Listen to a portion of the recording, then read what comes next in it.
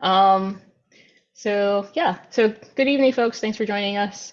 Um, my name is Shanika Ward. I'm the current Atlanta chapter president, I was mentioning before. So for BDPA, BDPA Atlanta is a nonprofit organization, and we focus on exposure. So how can we expose our uh, our community to various technologies? How can we expose them to ways to improve their, I guess, uh, improve professionally? So we've done a lot this year around leadership. We also, as I was mentioning earlier, with technologies, uh, we have our STEM program that it's wrapped up for this year, but we should be opening it back up again early 2024.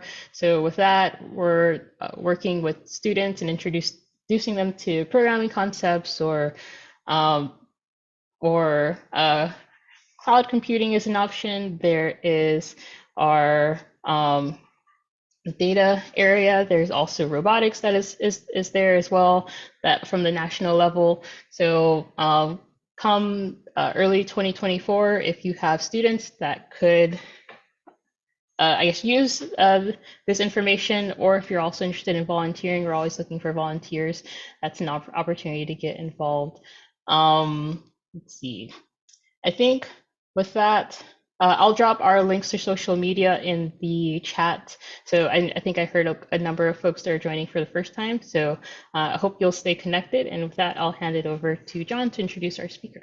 Absolutely. Thank you, Shanika. See so many new names and faces tonight. Awesome. So this Shanika made reference to this year. Our theme of our content for our monthly meeting has been on leadership development. And I'll give a quick shout out. I think this is awesome. We don't have a meeting in December, just with everyone being so busy, but I want to give a shout out. So we have our very first speaker of the year from January, Miss Myra Sumbry, in attendance. Thank you, Myra, for being here and continuing to support the group.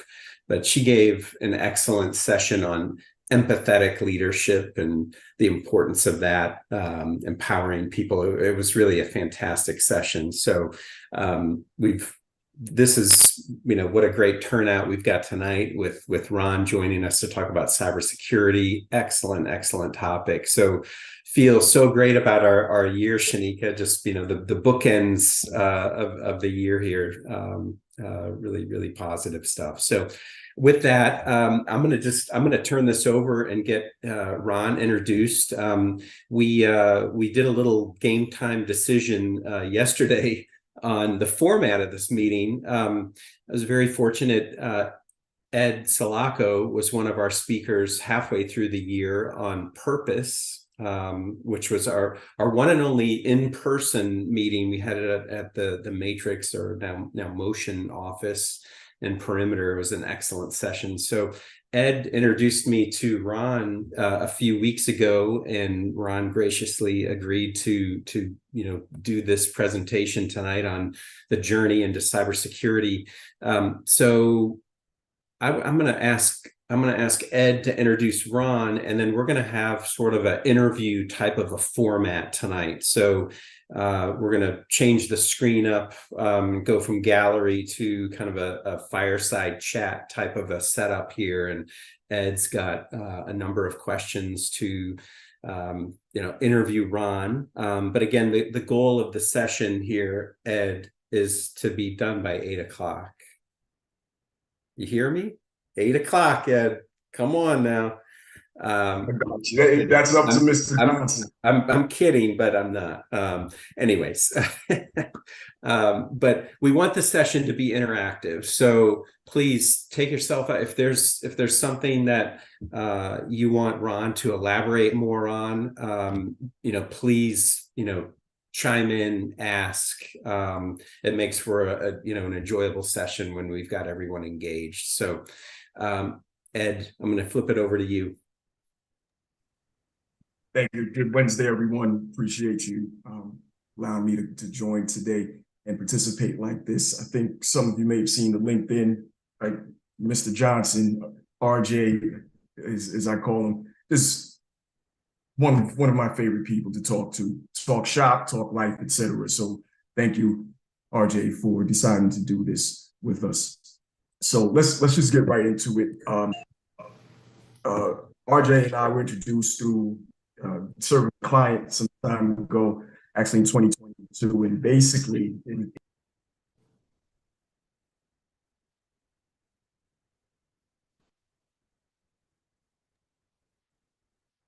Hey, Ed, somehow you went on mute. I don't know how. Am I back now? Yep. All right, sorry about that. So back in 2022, RJ and I were introduced working for a client, and basically the expertise, the technical glitch. Am I still there? Yep. Yeah, my screen just went crazy. Sorry about that. So in short, RJ, you came in pretty much to save the day. And I think it was a quick 45-minute meeting. We didn't know what to expect, but some of the resources that you provided us with were pivotal in us setting our roadmap going forward. And part of what I was brought in to do at the client was help map out a cybersecurity strategy. At the same time, the company was going through a rapid growth period. And as they scaled in size, their threat vector also increased. And you helped us understand some of that. You introduced us to CISA-related resources, and you offered to be there for us to follow up. And so good discussion for another day as far as how technically that became. But the client's in a better place, and I was able to really start my journey in understanding cybersecurity at a more functional level. So I want to get right into it with you. We've got this esteemed audience because other folks wanted to know some things about this hot topic and want to hear from it from quite a subject matter expert. So, any questions, anyone, comments before we jump in? So, Mr. Johnson, you are a exceptionally credentialed in cybersecurity, IT, and business, right? So you've served your country, you served your local community, you served corporations, right? So there's that that I would guess that just financial gain isn't enough to motivate you to be so, I guess, selfless. What prompted your commitment to a life of service, and so what's your why? Yeah. So I guess it's layered and multiple already. So it started really. So my family is a family of service, right? My grandfather was in the military. My great grandfather was in the military. Uncles were in the military, FBI. So some of it came from there. My grandmother was a teacher. My mom, she taught as well. So that level of service was always embedded in like who we are as a family, and so that was part of it. But then also I wanted to do something greater than just myself. So something outside of I wanted to serve other people, protect the country, and it sounds like corny when I say it, right? Like I wanted to do something, leave like a lasting impact. But I actually do feel like I was able to do that throughout my career through the FBI and then through the military. And so that why is multiple there. One, it's tied to family. And then two, it's one to serve and do something greater for people outside of like just yourself, right? So leaving it, the world a better place. I keep saying it's corny, but it's actually something I could tie back to some experiences and some things that I was able to do throughout my career where we actually did protect the country or do some pretty cool and some things that were that actually make the world a better place. So that's the purpose part of it. But with that, Ed, I know you and I talked about this. Like everybody doesn't know, me and Ed's way smaller than me, but Ed and I used to ride bikes on the Silver Comet for like hours after we met. That's our joint hobby there. So I was throughout that service. It comes with a level of commitment, right? To to do something beyond the sacrifices that come with that level of service. So I joke with you, Ed. I used to tell you when we first started, right? I feel like I worked almost 20 years, 365 days a year, 7 days a week, 24/7. And that was true. Like I missed the numerous types of events, but also I was able to be there for those specific things. So that why is also the reason why I transitioned to the private sector, was to be able to spend that time or to be able to show up for events that I missed. Like I remember my daughter was 2, and I missed her 2-year-old when she turned 2. I missed her birthday when I was in Iraq. I remember I came back home. That little girl was calling. She was like, "Hey Ron, hey Ron." I'm like, who are you talking to? So, but like that's the why. I would say family, and then serving others and helping and wanting to help. So. Wow. Because, there's that in IT, there's that operational piece, right? Where you're responding to problems, fires, break fix. But now you're talking about doing that at a national or global scale. Yeah. The room for error is a little small, right? If we break a server, people don't log into a few things, right? You make a mistake, right? People die, right? Like, oh yeah, that's the one thing, that those high stakes, and I mean that does come with a level of stress. That's why you have those outlets. Like having an outlet is critical. Like us, like riding bikes and having that conversation just to talk about things outside of work. Right? No matter what the job is or what the profession, having an outlet or that group or core people that you can speak to, whether it's a family member, because we all deal with stressful things. We all see something that's like things that are traumatic, right? From there's things you don't want to see, even if it's in your day-to-day life. So having those outlets, I think, is a critical thing that I know you and I, like, we've had some long hour conversations about trying to solve the problems of the world, but then also it's therapy for me to have that conversation, to be able to decompress and to talk through, like, hey, what's the different perspective, right? So, yeah.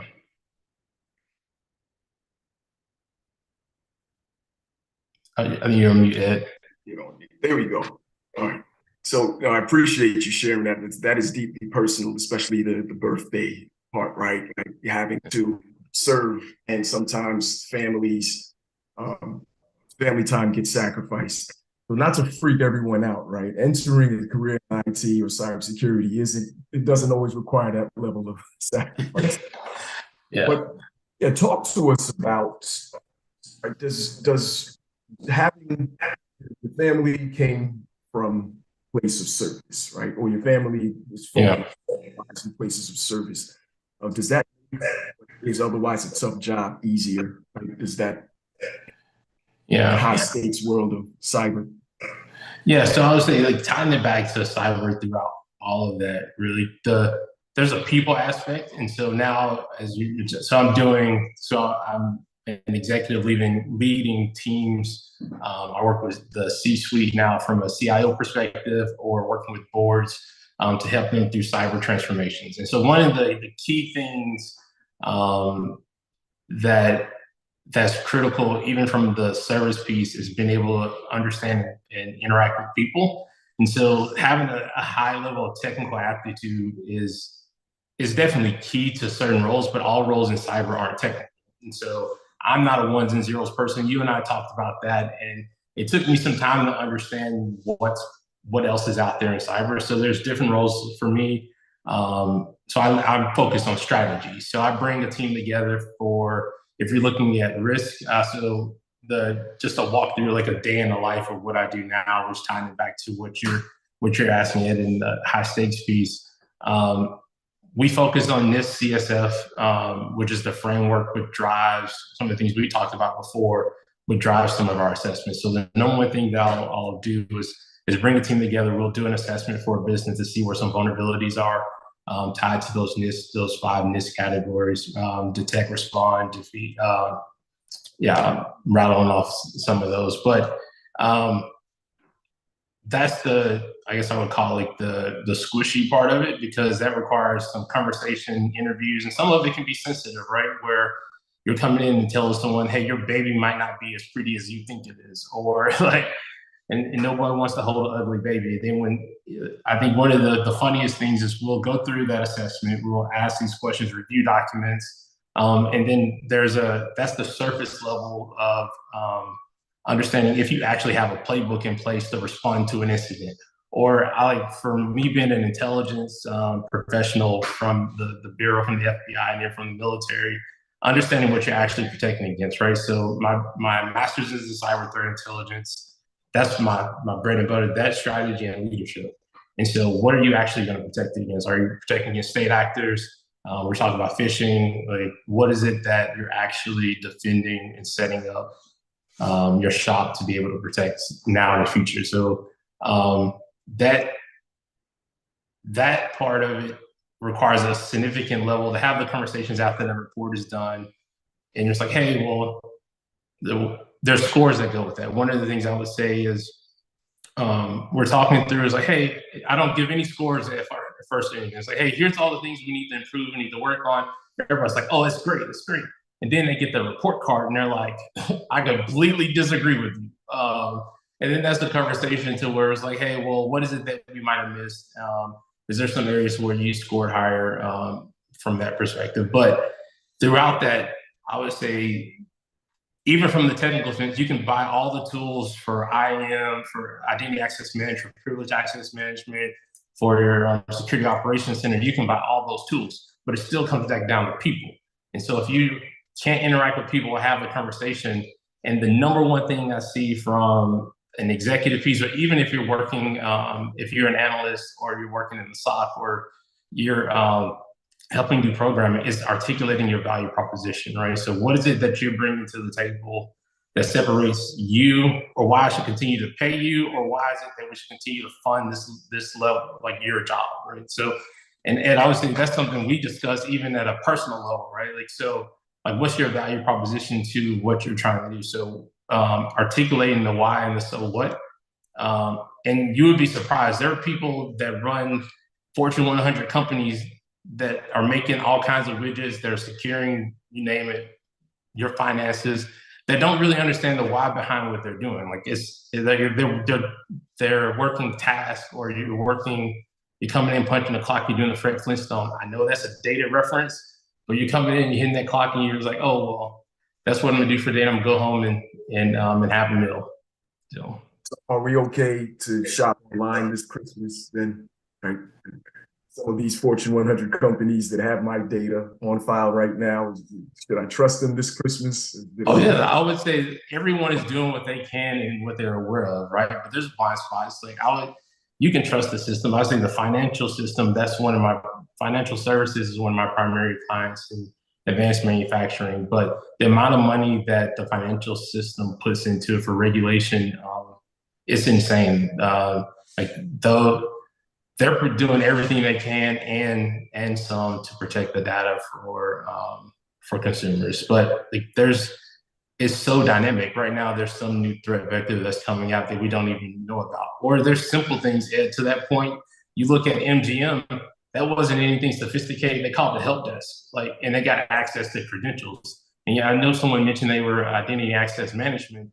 And so one of the critical things from a cybersecurity piece is people. I keep going back to people. Like, that's your number one vulnerability. If there's no security awareness training, or if there's no phishing campaigns, MGM was easy. They called in, and I'm not sure whose credentials they got, but most of the time the executives have the most access. And so if you're able to get Jim Schmo, who's the CIO or the chief information officer, or that's on the board, and they have access to all these different areas, then it's game on. And then you can see for MGM, they're still recovering from that, but they lost millions of dollars, and that also impacted their brand. Yeah. It's a key point. I think there was a young lady on the call who mentioned that she was gathering information for her boyfriend who's entering cyber, if I caught that correctly.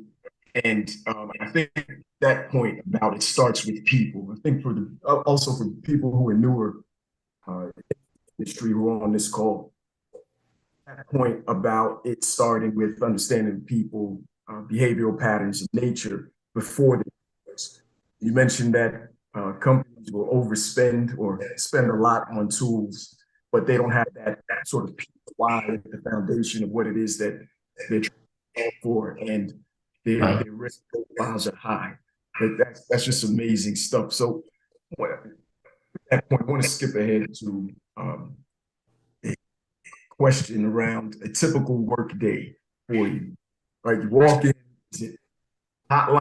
Does it look like a movie? Screens, phones, and things, people calling, right? Like run an attack, or what does it typically look like for a cybersecurity executive?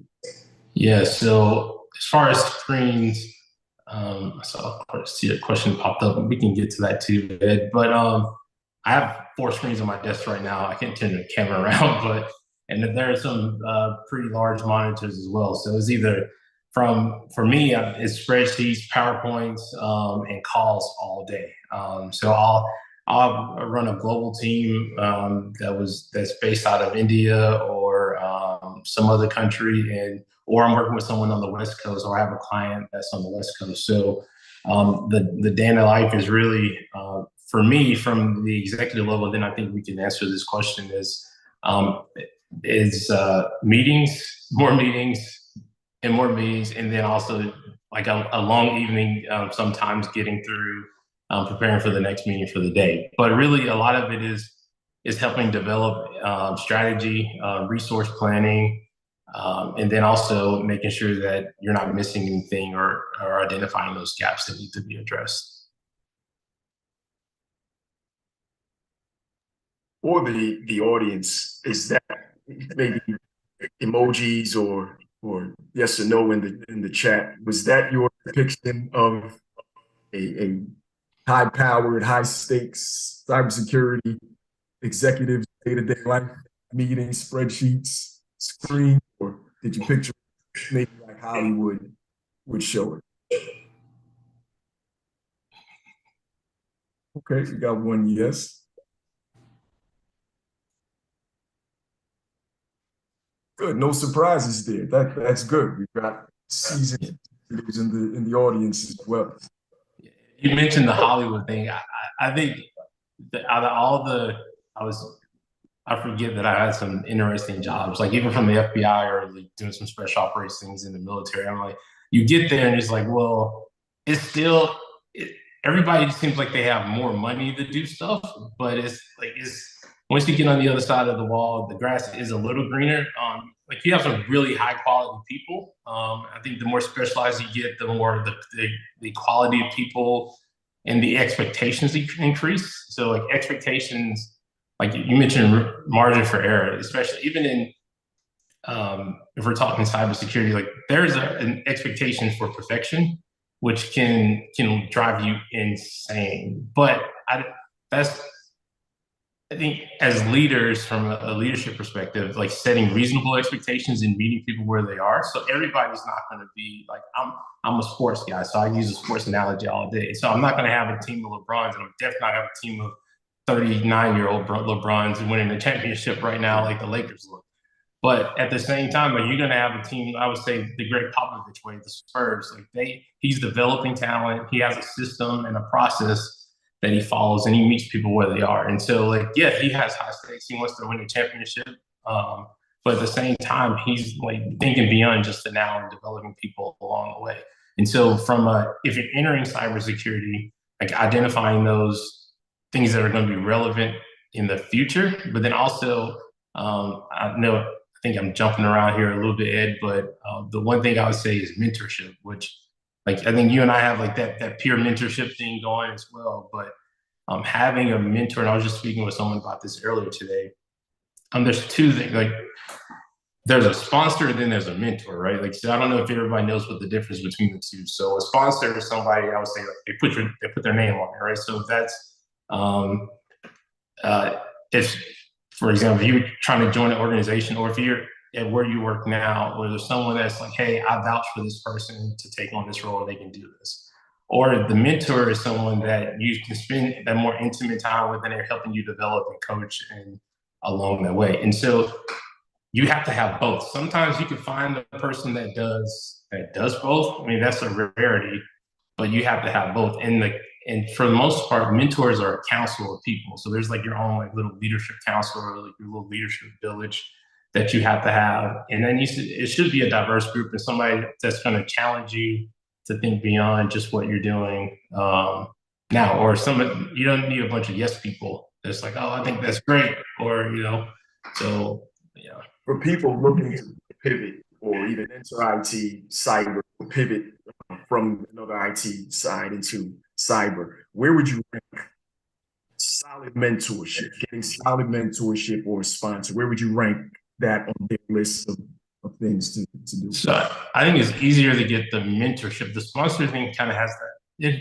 needs to happen naturally, right? Like you can ask certain people, and some people, like if they have their aperture open and they're looking to help people. And I would say in cybersecurity, there's a lot of people that will help and that will talk to you about what they're doing. Like I know, like I've pinged people cold on LinkedIn or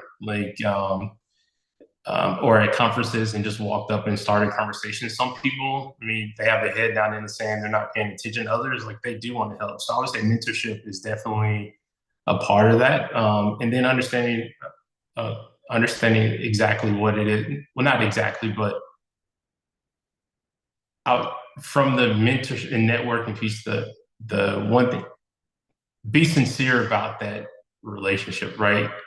If you go into like thinking that you're going to get something out of it, like from a selfish point of view, people can see through that. So I think being sincere about what you're looking for when you're looking for a mentor, when you're seeking a mentor, or engaging people from that perspective. Thank you for that. With that, before you go to sign up for a boot camp or before you go grab a cybersecurity book for dummies, would you seek mentorship first or would you dive into the book first? No, I still do both concurrently. Like I guess a self-starter from that perspective. So if I see something I'm interested in, I would start researching that, and then that would help me drive like what type of person I'm looking for from a mentor. So I would do it concurrently. Good stuff. Thank you. Let's take a look at the chat. JV or Sneaker, do you want to pick any of the questions out of the chat? Yeah, we can start. Like I can read. So one of the questions, or I guess one of the messages. So I'm a mid-senior level professional, or so I've been told. Have worked in IT my entire career. I guess both 1099 and W-2.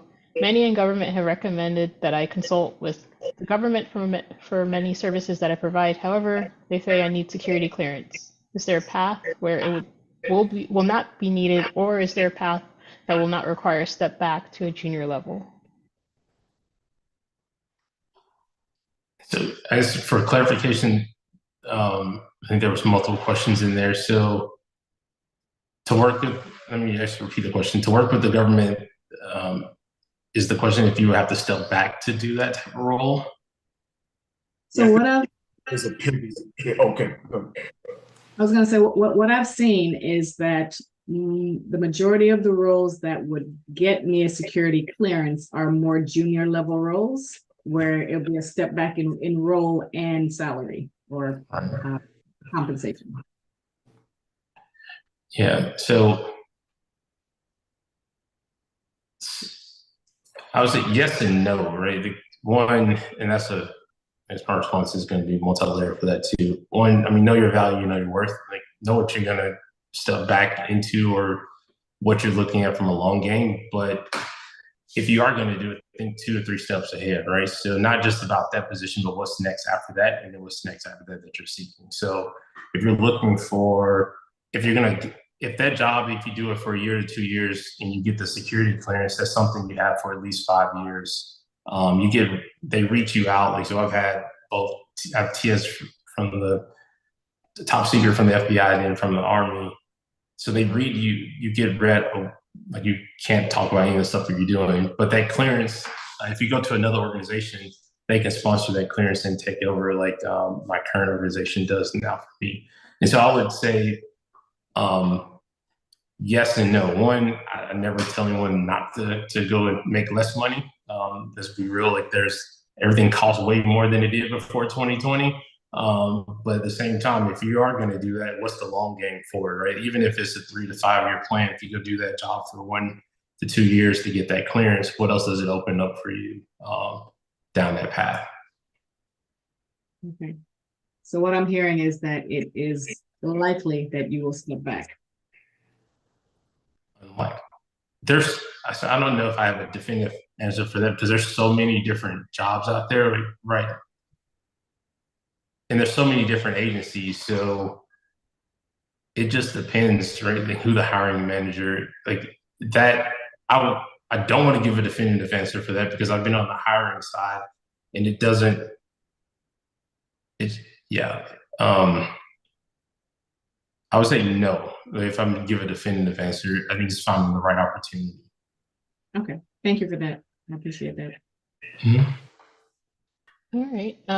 So I think we have another one. So I'm looking at going from project management into cybersecurity. Would GRC be a good starting point? Governance, risk, and compliance. Yes, so there's a lot with the new SEC ruling and defining materiality and reporting requirements. There's a lot of compliance. There's going to be, I would say, yes, there's going to be more compliance as the government catches up with the regulation of cyber and then with AI and the things that they're pushing out now. From a historical piece, cyber, the laws that are used to enforce, hold companies accountable for cyber were basically telephone laws. And we're just now starting to see the update to those laws from a perspective for compliance. So if I'm speaking with there's a lot of regulations. The individual that was speaking before, if you're working for the government and you're going to be a government contractor, there's a lot more regulations that were already in place for those entities that are now pushing out to the commercial and the private sector. And so I would say yes. There's going to be a lot of demand for that because of the regulations that the government is trying to catch up with. But they still have a long way to go, right? Like as I mentioned, the telephone laws thing is still like something that they go back to now for regulation. So, yeah.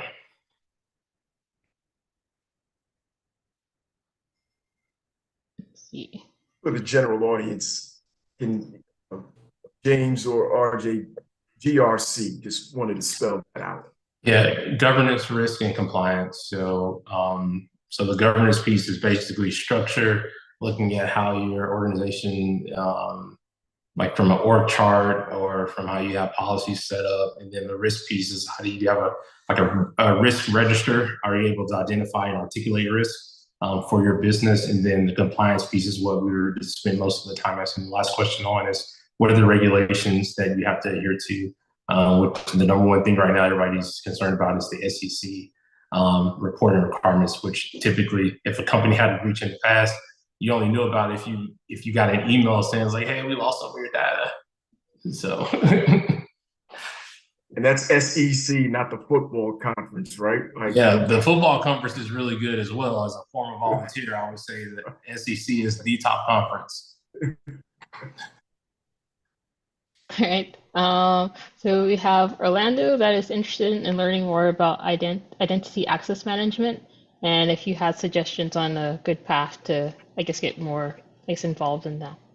Yeah. So if you want to ping me, I can put you in contact with some of the guys I work with or the individuals I work with that specialize in IAM. I am a generalist for the most part, but identity access management, and we're speaking about zero trust, and I mentioned the incident that happened at MGM.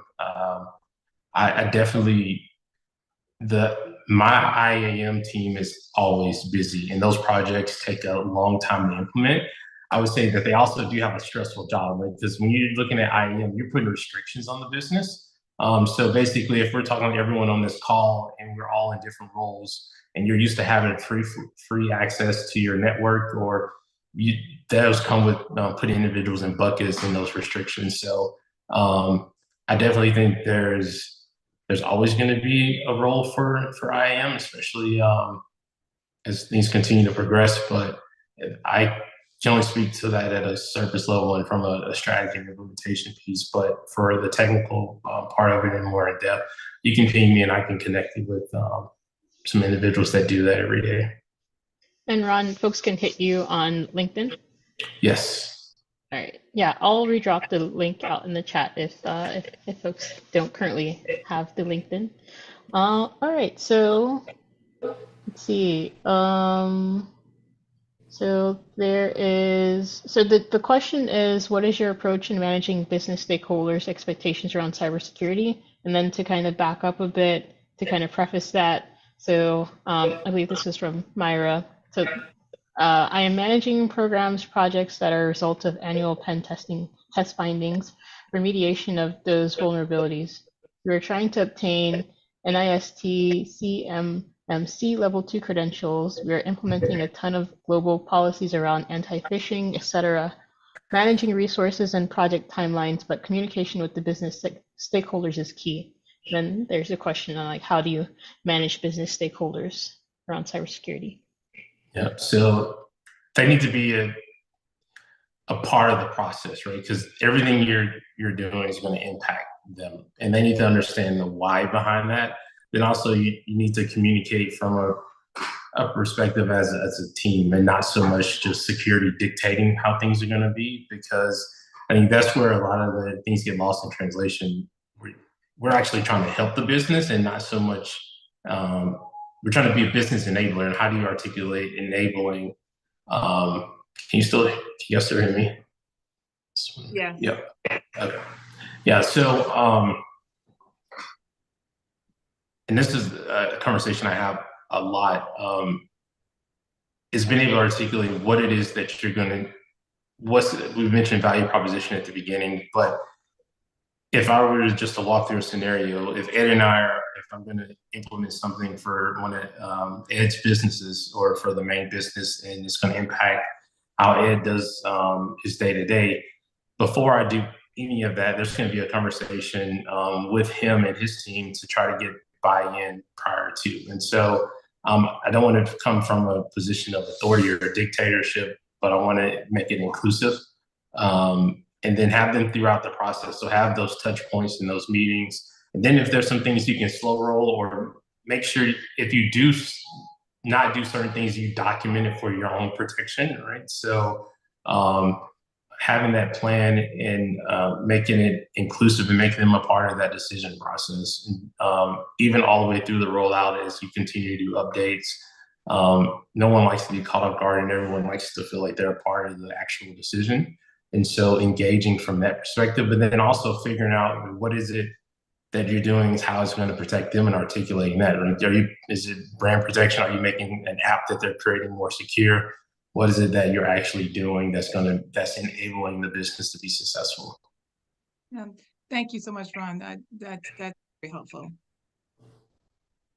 RJ, that is part of what I think. We've talked about this, but part of your success, I think, is your handling of the relationships piece, and starting with the people first before the technology. I think one of the keys there is your temperament. So you're really, really humble, right? You were with the FBI when brought in to talk to us. We were scared. So, what we got instead was someone who was really there, service again, really there to help us, and understood that the success of businesses, the success of the society, great way to keep America on, right? That was really at the basis of what it is that you were talking about. But that humbleness and being a strong leader, you don't always expect that to be embodied in the same person, right? Like football coaches, for example, you kind of want to command and control, brash in your face kind of leader in certain circumstances. Maybe it's good for attorneys to be out like that. So do you find that maybe even-tempered people like you, or even temperaments in general, is that better for cybersecurity job success, or IT or business job success? Yeah, I would say in cyber, any role, I guess the quickest way I would say, if I'm the leader and I'm acting scared and crazy, then everybody else is going to be doing the same thing, right? Like we're all going to be like the world is ending. And so there's got to be a level of optimism in there, but talk through crisis after crisis from previous roles where it's been high stakes from that perspective. But even in cyber now, there does need to be a level of confidence, but then also a methodical way of how you go about it, right? So cyber is a lot of problem solving because there's always new dynamic things that are going on.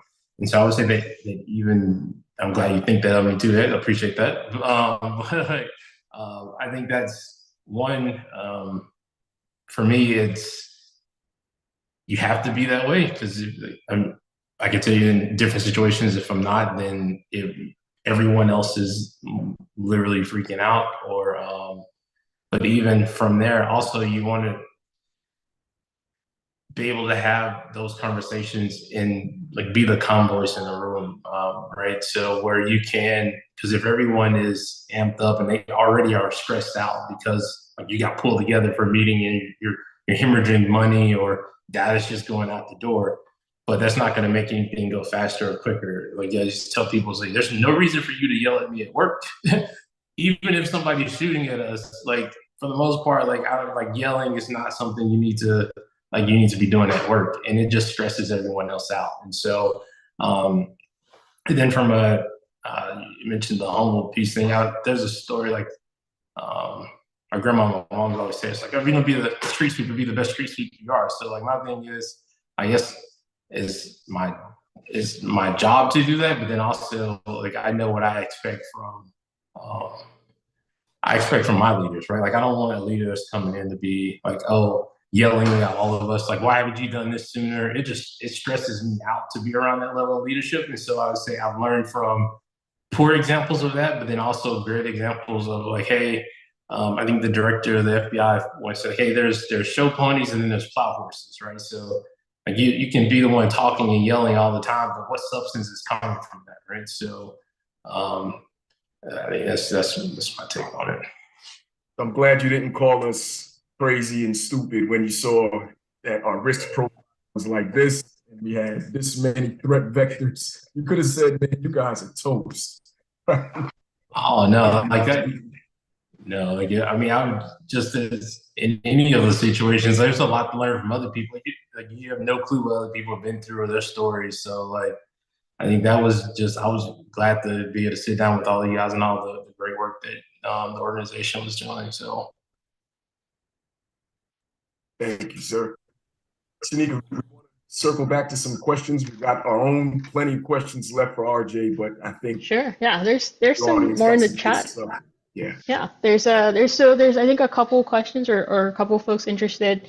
So like for folks that might be say like recent graduates or they're currently still in school either or working towards some certifications or just they're kind of working through learning and looking for their first role. So there's kind of a question around uh are there maybe apprenticeships or any advice on like finding apprenticeships? I guess also any advice on finding a mentor. So I guess things kind of for folks that are maybe still getting started, some advice there. yeah. So we talked about mentorship and like I'm not kidding about pinging people cold on LinkedIn. Like you'll be surprised. Sometimes people won't ever respond back. Trust me. Like I've pinged people and they never respond. But then also like I have a mentor that I've never met in person, but I pinged him on LinkedIn because he had a role that I was interested in possibly doing. And so now we speak probably maybe twice a year. But I mean, he will respond to me, text or LinkedIn, and we'll schedule 20 minutes to talk. And so I would say from that, the identifying if that's the easy, you can get access to pretty much anyone nowadays through social media. Literally, your tweet might get picked up or something you post on Instagram. The same thing from the professional side of social media on LinkedIn. The other thing I would say is professional organizations. So like this one, and there's others that are out there.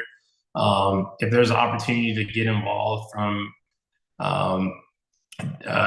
those professional organizations, I would strongly encourage you to do that because there's one like Cloud Security Alliance that I participate in, and they do highlights for graduates where they have them speak and tell about themselves because it's a room full of executives that might be hiring. Or and the other thing is certifications. Yeah, certifications go a long way, and so as you can see, like going college education is great, but there's a lot of jobs in cyber where you can obtain certifications and get the same level of opportunities and experience. I tried doing a search for Cloud Security Alliance. I dropped the link in the chat. Is that the one, Ron? I can't see the chat. Okay. Seems like there's multiple chapters too. So it looks like they have an Yeah. Atlanta chapter and chapters all over.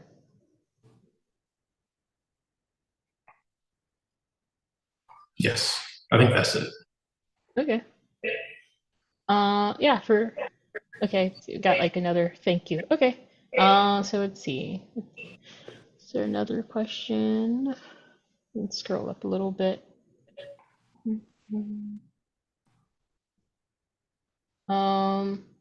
Yeah, I think there was a similar one. Yeah, individuals finishing up their cybersecurity boot camp and plan to take the Security Plus exam within the next month. New to IT and no prior working experience in the field. And then what suggestions do you have as far as looking for employment once I'm certified? What should I be looking for? What kind of entry level jobs would be reasonable? So I guess maybe how to maybe direct the focus a bit, like narrow it down. Yeah.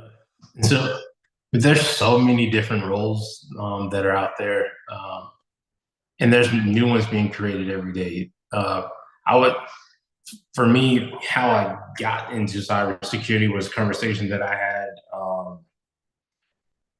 It was twofold. One, being in intelligence, I wanted to remain relevant, but then also I had a conversation with my uncle who was in the FBI. It was like, there's two things that are going to be relevant in the future. One is cyber, and the other one's intelligence. So that's where I merged the two together.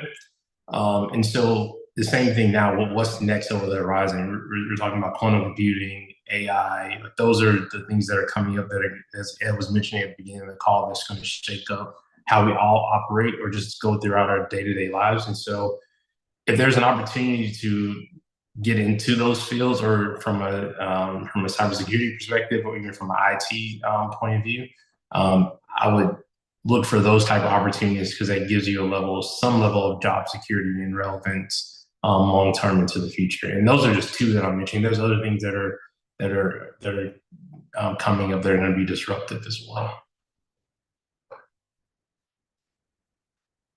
Are there any groups, BDPA, for example, or any societies that may be also helpful as far as helping to manage or bring opportunity in their job search? Yeah, so I mentioned Cloud Security Alliance. There's a lot out there, and so even for me, like I've done searches for associations that are out there. Like there's one that that I had to do a Google search to find. Like I was looking for business continuity because that's the other area that I focus on is resiliency and business continuity, which is basically how does an organization be able to handle a crisis incident and recover from it. Like if something tragic was to happen, for example, COVID, or if there's an incident that they have at the office, how do they respond to that and how do they recover? And so I was looking for organizations that deal with that type of thing. And I hate to say this, I did like a LinkedIn and Google search to find those organizations. And if there's certain meetings that they have at conferences, then that's how I plug in from that perspective. And I would say, even in some of the places that aren't typically technical, if there's a professional organization you can be a part of, there's always an opportunity to network there as well. Nice, thank you. Any other questions?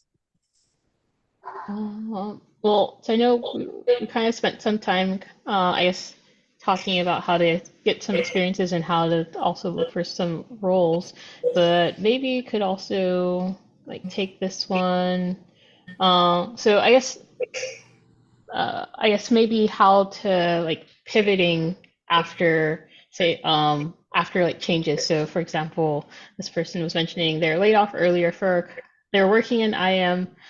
They were laid off earlier from company that said they were going to invest in automation tools, I guess like CyberArk and SailPoint and other courses, but it didn't happen. And they kind of cut their IT group, and they're in a new position, but it's similar, and I guess it's more on I guess admin skills, and it's not in I guess the role that they really want to break into. So I guess maybe you could pivot this question into more like how to kind of maybe change things up when I guess maybe the company that we're kind of hoping for some longevity with that, like things just kind of suddenly change, and so maybe do that.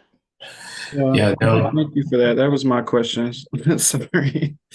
Yeah. I can elaborate on that if you would like me to, Yeah, sure. Tanika. So basically what I was saying, let me turn on my camera. What I was saying was I was working with this company for 2.5 years. I kind of worked my way up. I started off as an analyst, and then they promoted me into a lead position. So I was kind of looking forward to it. They made promises to when we started off. It was very manual.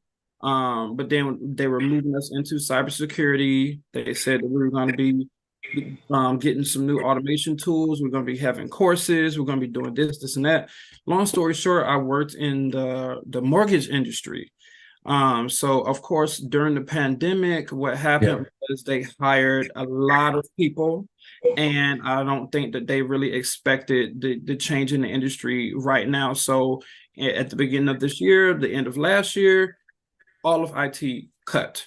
It definitely cut me really, really hard. I didn't find another position until July of this year, and I got into a new role, but and I'm making a little bit more than I was making, but I'm still not making what I wanted to make.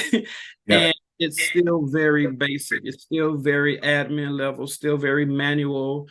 They're telling us, well, we're going to be moving you guys into this direction, and we're going to be working on projects, this, and that.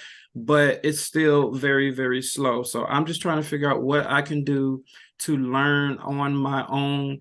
And my issue is I have a degree, but once you're out of school, technology is always changing. It's really hard to learn what you don't know that it's hard to learn what you don't know is out there.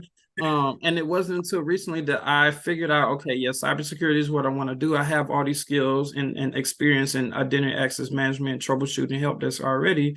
So I feel like this would be a smooth transition, but I'm not really skilled in scripting. I'm trying to learn PowerShell, but I don't know where to start. I don't know what certifications to get. I guess I'm just trying to figure out where can I go to start learning some of this stuff on my own, because that's what I know I need to do if I want to move to the next step. Yeah. So one, I want to acknowledge it is extremely hard right now. Even for the company I work for now, we had layoffs a few months ago, and it's hard. The retraction, even I see it with the clients, like the amount of spend that they were spending isn't there. And that goes back to the thing we were talking about before on leadership. Like, what's coming down the road. So how do you plan for it? And so how do you take care of people, or being people at the center of how you operate? But Xavier, to your point, there's some things, if your role allows you to work on projects or to innovate or to lead an initiative internally, that's something I'm sure you probably already tried. But then also there is like Amazon, Google, they have all these trainings that are a lot's free, but then some of it's like minimal cost to get some of the certifications. But for IAM specific, if there's something you're looking for from that, we can chat more outside of this, and I can put you in contact with people who do that on a day-to-day basis. Because I don't want to steer you wrong from that from that lens. So, but yeah, I would say if there's opportunities to do something where I completely can empathize. 3 ways. It's a lot of money. I think we have to. Can we? There we go. But so I can definitely empathize when you're not being challenged at work and figuring out what it is of how you can remain relevant. And so, like all the things that you're doing, like I've been through that same place too, where it's reading books, doing self-study, or like putting in for job after job, networking. It never stops being a grind. It doesn't matter what level you're at. It always is a grind. I want to say it gets better, and there's like this safe place or this like happy medium to where it's like, oh, I can relax. Like you might get that sense of relaxing for a little bit, and then it's like, oh, the economy is changing, or there's a war, or there's something that's impacting the business. And so being able to adjust and being resilient, which Ed and I have talked about before, it's that is part of the progression and that maturation is for all of us, right? Resiliency. I can tell you, Xavier, the amount of times that I failed or like I was like, oh, I thought the world was ending, like legit. And so, but there's still there's always a different way or a different perspective or a different path that people take to get to success. So my partner words would be like continue to grind at it. If there's something you can do at work that's unique and innovative, or take on a project from that perspective, then if there's anything I can do, we can talk more one-on-one on like different types of certifications, and I can connect you with certain people that are in that field. I appreciate it. Thank you. RJ, how do you feel about MOOCs, massive open online courses, edX, Coursera, Khan Academy? Do they have quality training around cyber? Yeah, no, I do. I mean, I'm taking some of those courses, and I think they're spot on. Like some of them, like for some of the cloud things that I've done, I've gone to every single one of those, just trying to get spun up on and understand like the different, because there's so much out there. It's impossible to know everything. And if somebody tells you they know everything, they don't. They're just extremely confident at telling lies. But it's impossible because there's so much. And as Xavier said a minute ago, like things change every single day. So I think you need Ed. Sorry, I keep grazing the trackpad. My batteries on my keyboard died just as we were starting. So here we go. How about certifications? And that was one of the questions we had for you. So there's ISC squared, the non-for-profit that does the CISSPs and then those. CISM, all of those. Yeah. Exactly. How do you feel about those, or what would you recommend? Oh, I don't know if I recommend any of them because they all have a different purpose. So they are all relevant. I would say certification is like a requirement at my current role as well. So I think certifications, you can open as many doors with certifications as you can with degrees. So especially when it comes to IT and cybersecurity. And I think Walmart just announced that they're no longer requiring a college degree for their executive roles. And so that's a change. That's top 2 employers in the entire globe. And so if they're doing that, there's going to be other businesses that follow. And certifications give you more hands-on and practical experience. And so I agree there's a plethora. I won't recommend one over the other, but they are relevant based on what you're trying to do and accomplish. James asked a very relevant question to that discussion point. James, do you want to read that back? Hey, yeah, sure, I can do that. Ron, I was asking, are the foundational certifications worth it? Like, I know A+, Security Plus, Network Plus, or would it be best to really jump into like the CISM, CRISC, et cetera? I know you say it depends, but. Yeah, so I was using eye of the beholder on that one. So it depends. Like they all give you a level of experience and understanding, right? From a technical piece, like understanding Security Plus and all of that, like that stuff's all relevant. From if you want to be a CISO, and we could talk about that on a whole nother level. That is a stressful and risky job. I mean, they just indicted the SolarWinds CISO, which I think is a scapegoat thing, but and we could talk more about that. But if you want to do that level of work, or be deputy CISO or take on those type of roles like a CISSP or CISM are definitely relevant for that. But there's other certifications that allow you to specialize. So for me, I don't want to say you should do one over the other because it's based on what you're trying to accomplish, because there's so many that are out there. Okay, sounds good. Thank you for that. I guess I'll start with the foundations and then specialize. That sounds good for me. Yeah. I think that's the key. Getting the theme, RJ, that everything centers back to you having a good foundational. Like, what do you want to bring to value proposition, right? What do you want to bring to the field, and clear on what you want back. We don't want to get paid, sure. Yeah. Yep. The pursuit, I think that the money goal just isn't enough when we're talking about roles with this much knowledge, demand, and it's evolving so fast, right? You got to want more than just a solid income. Is that safe to say? Yeah. Because you can do a bunch of other things to get paid, right? Yeah. So for me, Ed, like, is that what you're like? Yeah. So I was just kind of summarizing what I think the totality of your answers has been today is that a lot of these resources make sense to use, but it gets clearer which resource to choose when you're clearer on what your purpose is. Right. You're clear on your why you want to pursue an IT job. Are you clear on why in IT you want to pursue cyber? Do it for what you can bring to a role, a company, a society. And those things I'm hearing have helped you pick the right resources and make clearer decisions on what paths to pursue.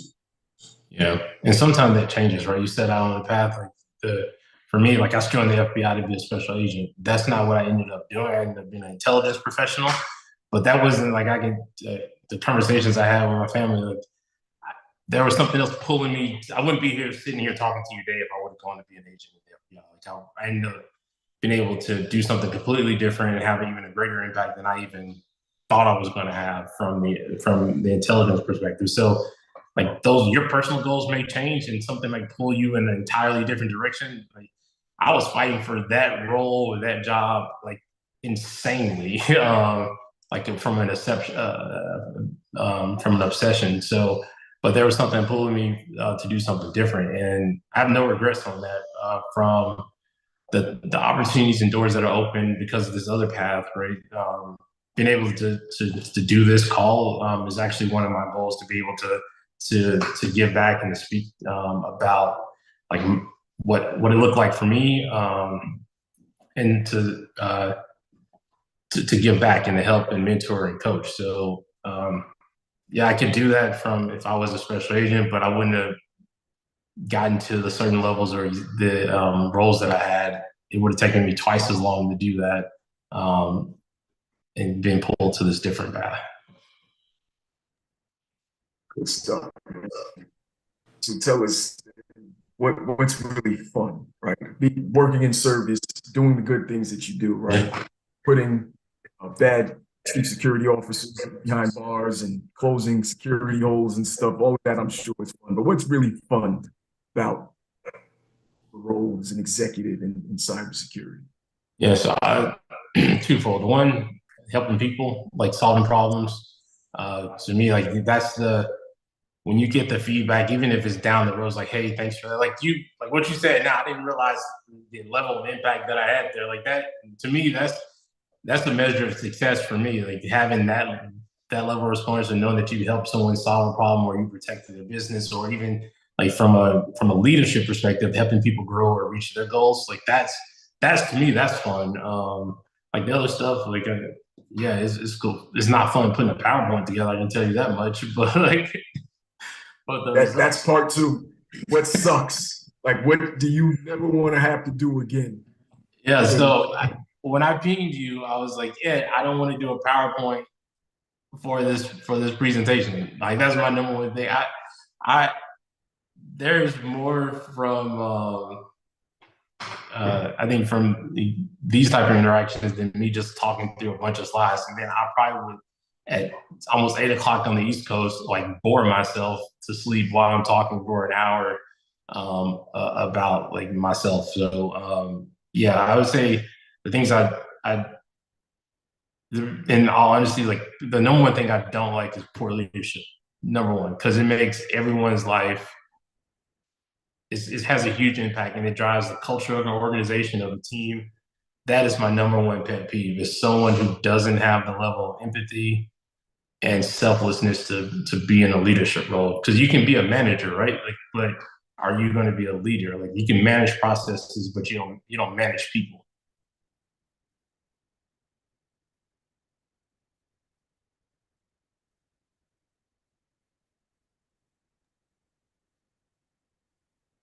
Good lesson there. I appreciate that. Management, leadership, not necessarily the same.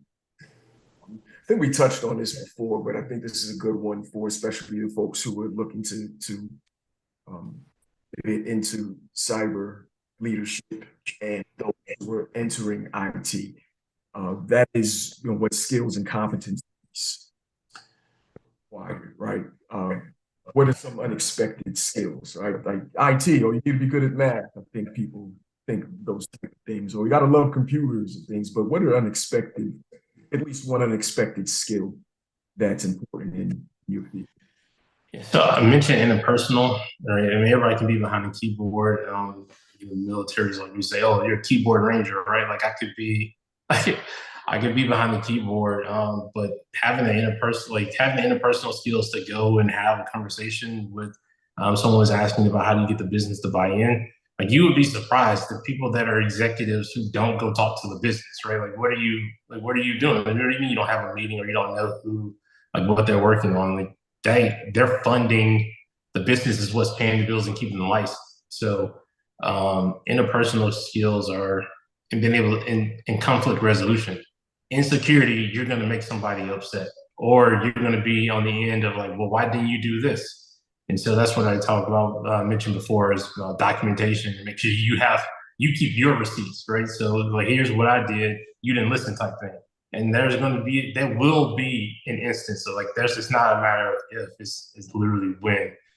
So those unsung like interpersonal skills, and I mean, there's some like you can learn Excel. You can, like, being able to understand Excel's critical, PowerPoint, all of that. You can learn those things, but those soft skills will help you get your message across. It will help you articulate your value proposition.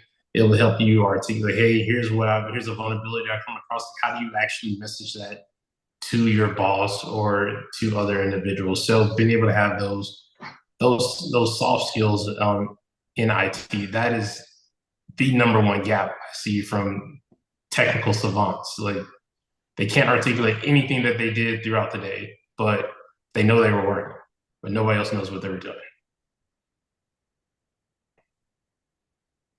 Wow, that's good stuff. We are not short on questions, but we are getting short on time. JV, Yeah, Shanika, do you want to hit some of the remaining questions here?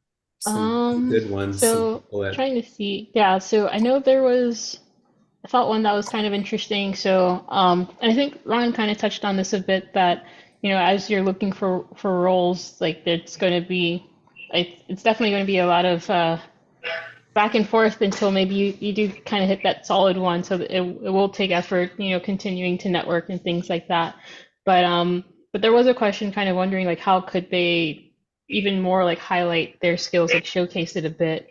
Like could it be labs or that they've completed that they could showcase, and probably what would be maybe a decent platform to showcase that on? Yeah.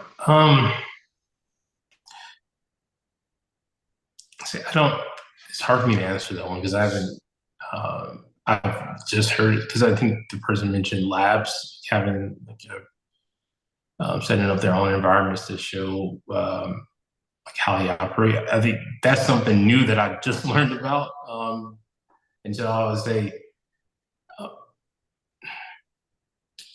in regards to showcasing, don't sell yourself short. And so there's two things. So as a woman in a minority, you think you have to check every single box, one, to apply to a job, or you think you're not good enough, you have imposter syndrome. I can tell you, being a young Black executive in the FBI and like not being an agent, I can tell you the imposter syndrome where I was waiting for somebody to come knock on my door every day to tell me, it's like, hey man, pack your stuff up, it's time to go. And to that point, but there are things like, I mean, Ed, and I sent him over like just like my bio and resume. I'm like, oh, Ed's like, hey, I didn't know you did all of them. Like, yeah, I forgot I did all of it too. And so, and so one of it is don't sell yourself short. Like, what have you actually done? Like, everyone's done something, but how do you articulate that, right? I keep talking about interpersonal skills and like some of the soft skills, but yeah, you can set up a lab and what you've been doing, but then also how do you articulate that back in your resume? Because there's things that you've done that other people haven't, or that you forgot that you've done, and having that sanity check, but just don't sell yourself short. I know I was guilty of doing that. And we mentioned earlier, like, know your value and all that is control your own narrative and tell your story, right? Like, nobody knows you like you know you. So how are you going to articulate, what do you want someone to know about you? What do you want them, if you want to get hired for this technical role, then how are you going to amplify those technical skills that you've accomplished? Even if you did it one time in your previous job, write that down. Like, it doesn't, like, I'm not saying lie or put fluff in there. Like, everyone is like, oh, well, I've been doing pen testing my entire career. Okay, sure, you probably haven't. Like, you might have done it one time, or like you were pen testing adjacent. And so, like, what is it that what is that role you're looking for? We talk about understanding like the algorithms and everything. You got AI, they can write a resume for you and all of that. But articulate what it is that what you've done. Tell people this is who you are. There's her name's Carla Harris. She's on the board of Walmart. She works at Capital One. Anyway, she is called Morgan Stanley. Choose to Win. Yeah, and she has this other thing too she's done. And she's like, hey, she tells a story about she wanted everyone to know she was a tough grader. And she was like, she would be in the meeting, like, she's the only minority woman there. And she's like, oh, she's like, I want people to know me for that. So you know what she started doing? She's like, every time I was in the meeting, I was like, oh, I'm tough at grading. Send it to me. Send it to me. I'm tough at this. I'm tough at this. So it's running a marketing campaign for yourself. Like, in the military, we call it information operations, but in the real world, it's marketing. So that's how she convinced people. Like, that's the narrative she was controlling. So every time she was in the meeting, every time she was somewhere, that's what she kept projecting over and over. So people knew that's what she was known for. And so the same thing is like applies to our personal business ourselves is, what is it that you want to be known for? What is it that you want to get across in your message? And so, and continually, like, if you take on this certain role, like if someone was asking you if you have to step back to go forward, I was like, nobody else has to know you step back to go forward. Like, how do you articulate that on your resume? Like, you took on this role as a subject matter expert and as a clear defense contractor or whatnot, and this is how you articulate it back to your next position. If anyone had interest in Carla Harris, so the last fireside chat format we had in our chapter was with Carla Harris. So she was in this meeting last year. So if you go to the Atlanta BDPA website and look under media and videos, you can scroll back and there's a fireside chat with Victor Montgomery and Carla Harris. She is such a tremendous human being, speaker, and the strength that she has. So I'll never forget that interview. It was spectacular. So yeah, I'd encourage people to awesome. Google her, look at that fireside chat. Pretty awesome. So RJ, did you know Carla was a part of this? I did not know that. Wow. Yeah, that's like she's legit, like big time. She's big time. Yeah. She gave she's on the board at Walmart. Yeah. Salute to this series, JV. Shanika. There you go. There you guys go. Put together a powerhouse.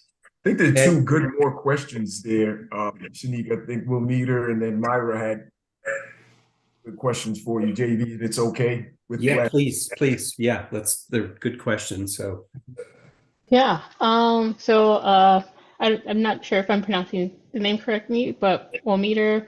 Was kind of wondering again, like typical what is a typical day like? So I think for them, they're probably wondering, like for the how I guess how technical is it for you? So are you a programmer who writes code to answer security questions, verify it, kind of what makes up your typical day? And I think I saw another one. Yeah, they had another one that was asking if SQL comes into it. So I guess maybe SQL. database is a bit. That's a good one. Yeah.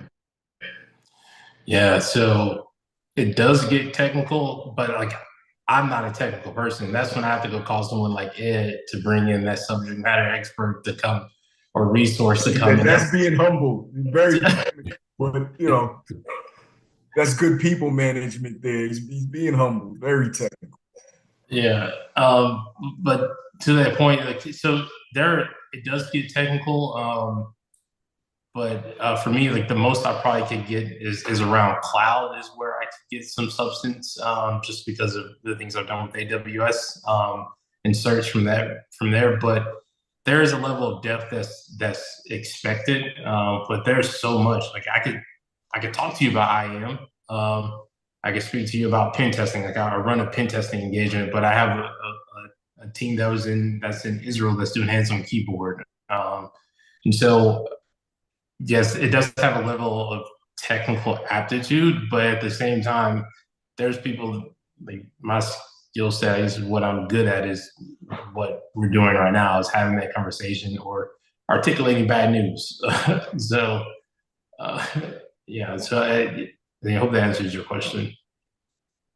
If I can just jump in, we'll meet.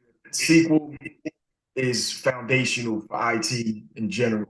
Like you can't downside to knowing SQL. It helps you understand how all of these machines organize and or reference data. So yeah, learn SQL.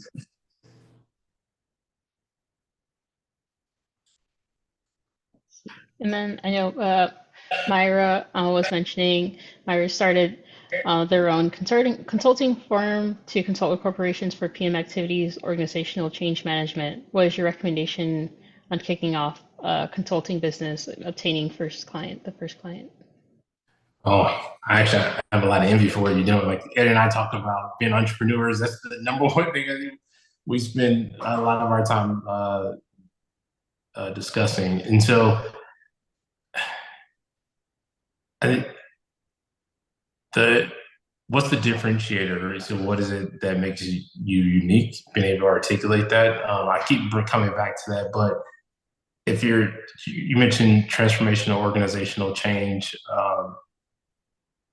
and finding that first client, like customer acquisition is extremely hard, especially right now when people are cutting back on spending. But there is still a market, right? Especially if you're looking at it from the smaller companies because they don't get access to a lot of the tools and resources from the larger organization. So I would say identifying what your actual customer base is going to be and like what is it going to cost you for talent for customer client acquisition, right? So if you're targeting advanced manufacturing or small manufacturers or tech companies, what does it take to actually get access to those individuals? I've done some pitch coaching for organizations that are looking for like rounds of funding. And one of the things that people don't do is like how are you going to actually acquire customers? Everybody has a great idea, but what is the customer acquisition? What does your pipeline look like for identifying that target audience? And having a good understanding of who actually has the access to the capital or the funds to be able to spend. Yeah.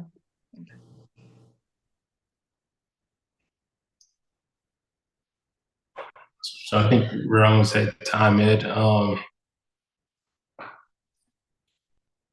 Any other questions that group wants to verbally ask Ron before we wrap up? It's a great session, Ron. Thank you. Yeah, thank you. Hi guys, Femi here. Great session. I just realized that Ed and I used to work at Cox, but it seems like he abandoned ship. But good to see you on here. My question was around entrepreneurship as well. So, I mean, I'm not in the cybersecurity space. I'm in the project management space, and I've kind of like been looking at trends, AI, and all of that stuff, and how things are shifting into the cloud. And it seems like cybersecurity is definitely going to be an important sector. It is an important sector right now, and it will continue to be. But how do you position yourself to become, like, say, for instance, you want to have a future vision of running a business in this sector? What will be the path to that? That's, I guess, that will be my question. So I think so the path is going to look different for everyone, but I mean, there's some steps you can take with getting experience in some bona fides, right? Because people want to know if you're going to be offering a professional service or something, they want to know what your bona fides are and your credentials that go with that and what experiences you have. And the thing that ends up happening is like, when people's like, well, I can't get experiences unless you give me the opportunity to get the experience. And so that's where I was saying you have to be creative with how you go obtain those experiences.